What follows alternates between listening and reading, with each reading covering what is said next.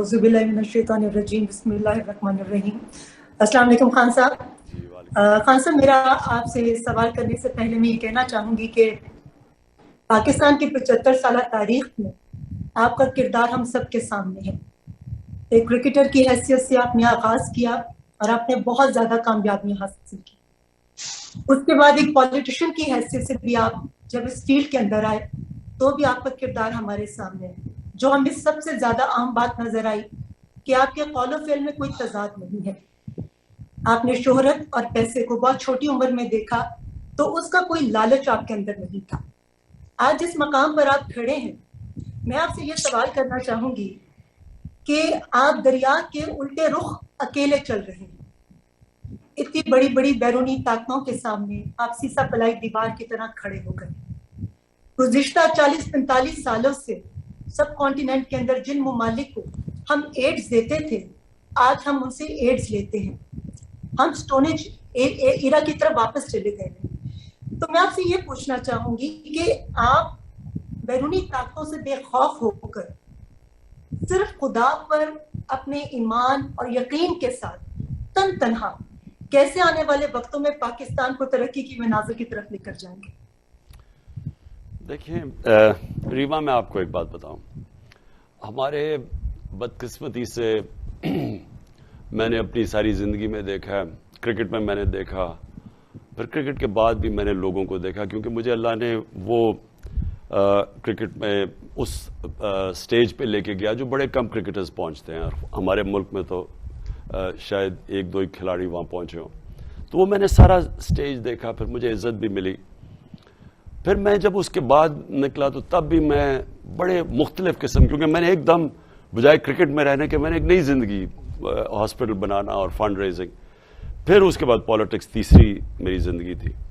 तो मैं सारी वक्त लोगों को मिलता रहा मुख्तलिफ किस्म के। देखिए, मैं आपको एक बात बताता हूँ। अल्लाह ने इंसान को अशरफुल मखलूकात बनाया। हम अल्लाह की सबसे अजीम मखलूक हैं। फरिश्तों को कहा कि इंसान के सामने झुको, क्योंकि फरिश्तों, शैतान ने जब नहीं झुका तो अल्लाह ने कहा तुम्हें नहीं पता मैंने इसे कितनी सलाहियत दी है। मौलाना रूमी इसको एक और तरह कहते हैं कि अल्लाह ने इंसानों को कहते हैं जब तुम्हें पर दिए तो तुम क्यों चूंटियों की तरह रेंगते हो। कहने का मकसद ये है कि हम सब में अल्लाह ने बहुत सलाहियतें दी हैं। हमारे में मसला क्या आ जाता है कि हम ज़मीनी खुदाओं को, हम बुत परस्ती लग जाते हैं रास्ते में।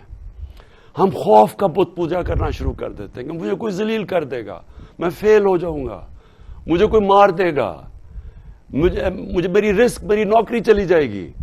ये सारे जो ये खौफ का बुत है, ये इंसान को रोक देता है अपनी मुकाम पे पहुंचने के, अपनी ख्वाब के पीछे। तो हमारे नबी सल्लल्लाहु अलैहि वसल्लम जो एक हमें अल्लाह का हुक्म है कि उनकी ज़िंदगी से सीखो, तो वो भी तो एक, हमने उनकी ज़िंदगी से क्या सीखा। वो इंसान जो सादिक और अमीन था 40 साल, वो सिर्फ 10 साल, जब 40 साल के बाद उनको नबूवत मिली, 10 साल सिर्फ 40 लोग मुसलमान हुए थे। हर किस्म की मुश्किल उनको उठानी पड़ी। तो अल्लाह ने हमें उनकी ज़िंदगी से क्या सिखाया कि इंसान के हाथ में सिर्फ उन्होंने नियत और कोशिश दी है। अल्लाह का जब फैसला होता, तो जब 13 साल के बाद वो मदीना की रियासत संभाली, तो देखते देखते उन्होंने दुनिया की तारीख ही बदल डाली। यानी किसी इंसान ने वो नहीं किया जो उन्होंने उस 10 साल में करके, यानी दुनिया में वो इनकलाब आया जिसकी कोई मिसाल ही नहीं है।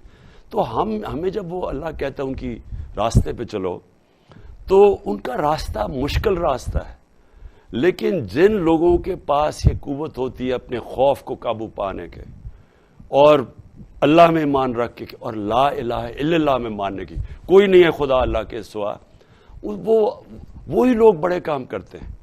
तो इसलिए मुझे कोई खौफ ही नहीं है। क्या होगा, मैं अपनी पूरी कोशिश करूंगा, क्या होगा, मैं फेल हो जाऊंगा, लेकिन मैं अपने ज़मीर को उसका तो सौदा नहीं करूंगा, और आखिर में अपने अल्लाह को जवाब दूंगा कि मैंने कोशिश पूरी की। और यही सिर्फ वो हमारे से एक्सपेक्ट करता है, हमारा अल्लाह। हमें आप पर फख्र है खान साहब। खुदा आपको सलामत रखे और आपके मकासद में आपको कामयाबी अता करे। जी।